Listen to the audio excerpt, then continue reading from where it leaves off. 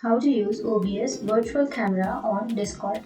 So if you want to use OBS Virtual Camera on your Discord, then first you need to open up your OBS application. And once you've opened your OBS, now here on the bottom right, you will have Start Virtual Camera. Click on Start Virtual Camera. And once you clicked on that, now you need to simply remove that, and then you need to open up your Discord application. And make sure to log into your account. Once you open your Discord, now here on the bottom left, you will have settings icon. Simply click on settings, and under your settings, here you will have user settings, right? So under your user settings, you can go for voice and video.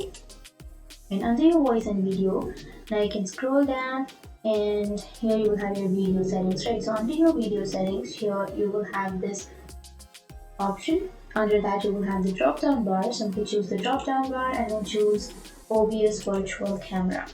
Once you choose that, now that's how you use OBS Virtual Camera on Discord. And if you have any questions, feel free to comment below. Thanks for watching.